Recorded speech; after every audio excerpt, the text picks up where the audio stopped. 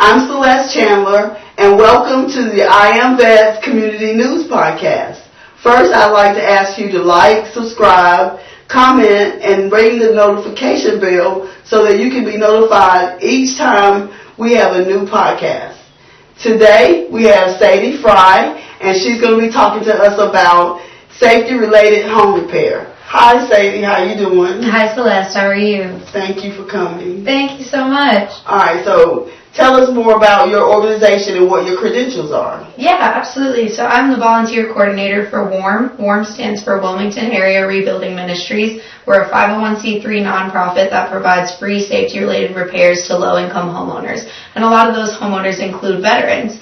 In the last year, just in 2021, we've served 186 total households. And out of those 186 total households, 37 of them were veterans. And we currently have 12 other veterans on our waiting list right now looking to get home services from us. Now, it seemed like you said the word free. Yeah. Okay, well, can you elaborate on that? Yeah, absolutely. So as a nonprofit, none of our services are commodified, so we don't charge our homeowners for any of the services that we provide. We want to leave them with a safe home and it not to be a financial burden on them. Okay. So, homeowners, so you mean the people who have a mortgage or they own their own home, okay? Yeah. So tell me this, how does a person qualify absolutely. to get your help? We have a lot of different varieties of people that apply with us, and their qualifications can range from just low income, being a veteran, single parents. We help a variety of people, and there are a lot of different ways that you can qualify through our application process. So what kind of home repairs are the people can get for their homes? Yeah, absolutely. So we do flooring repairs, we do roofing repairs, we do accessibility upgrades like ramps and grab bars. We also do a lot of hurricane damage help as well.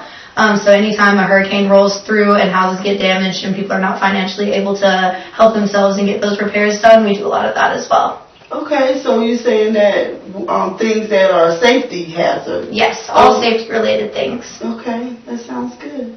Well, what else? Is there anything else you'd like to add and tell the audience about your organization? Yeah, so we actually recently just took over this area of Onslow and Duplin County. We haven't been in those counties previously. We just started in New Hanover, Pender, and Brunswick. And now that we're in these new counties, we're actively recruiting volunteers to come help us with these safety repairs. So if you have anybody who's looking to volunteer, children who need volunteer hours for schools, it's also a great resume builder. We are actively recruiting those people, and you can contact me at sadiefry@warmnc.org, and I'd be happy to set you up with a volunteer day. Okay, so as volunteers, what kind of things can they expect to be doing? Yeah, so our volunteer days are from 9 a.m. to about 3 p.m. We usually take a nice hour break for lunch. We provide all the tools and materials that you'll need while you're on site, and it's a really fun bonding experience. And they can do any types of repairs, so it could be as big as roof repairs and flooring repairs, or sometimes it's something a little simpler, like changing out LED lights, adding CO2 alarms, and things like that. But we have a site supervisor with you on site at all times to help in any type of training and assistance.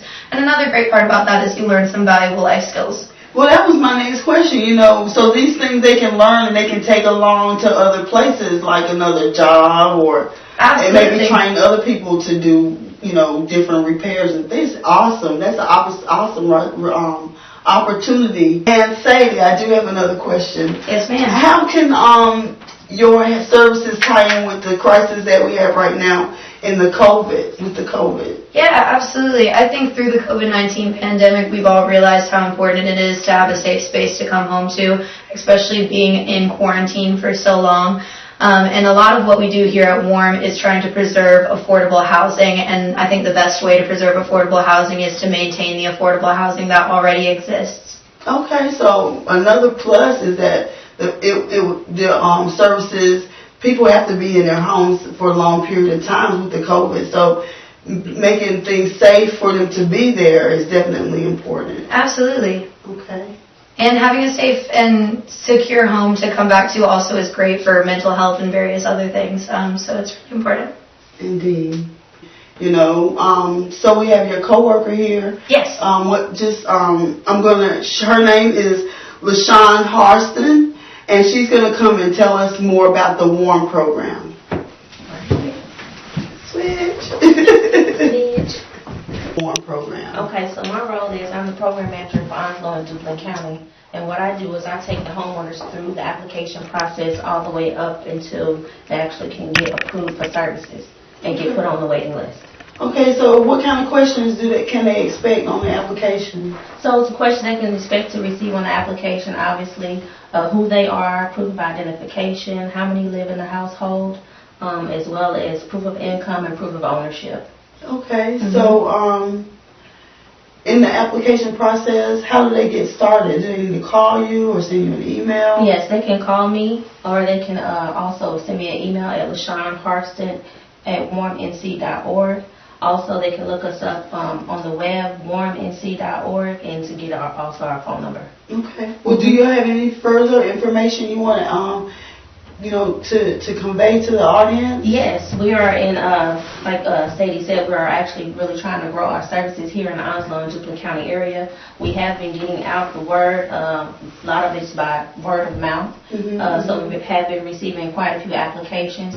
The application process can be kind of daunting. However, we do ask that you call us to verify and make sure that you're filling out the application as completely as possible, because that is the slow up or hang up in the very beginning of that process. Okay, so a lot of times people are omitting things or filling out incorrectness, holding up their process. Yes, holding up their process or not providing the correct documentation with their application so that we can go ahead and get the application pushed through the process. Okay, so just to clarify, you guys provide services to people who have unsafe homes, who are low income and they own their own homes. Okay, all right. So, and those things are free? Yes, those things are free. So to make sure we emphasize our qualifiers, we do have, we service disabled, large family, which is 5 or more, single parents, veterans and spouses of veterans, as well as low income. And one caveat to that for our veterans and spouses of veterans, those services are provided to you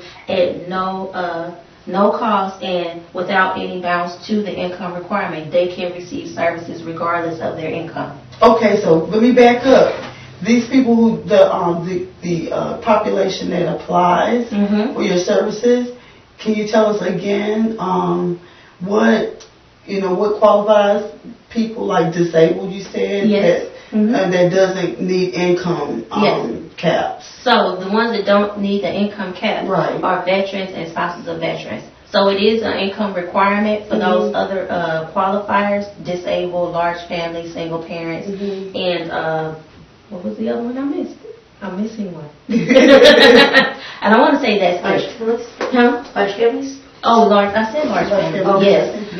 But I think I said everybody. But yes, veterans and spouses of veterans. So those are the only ones that are not bound to the income requirement. Everyone else is. Okay. And to find out what those income requirements are, they just need to contact myself. Okay. Okay. Well, there's nothing else. We're going to wrap this up. Thank you so much for LaShawn for being here, and also thank Sadie for being here. And like I said in the beginning, we would like for you to like, subscribe, comment, and ring the notification bell so that you can be notified for each podcast that we publish.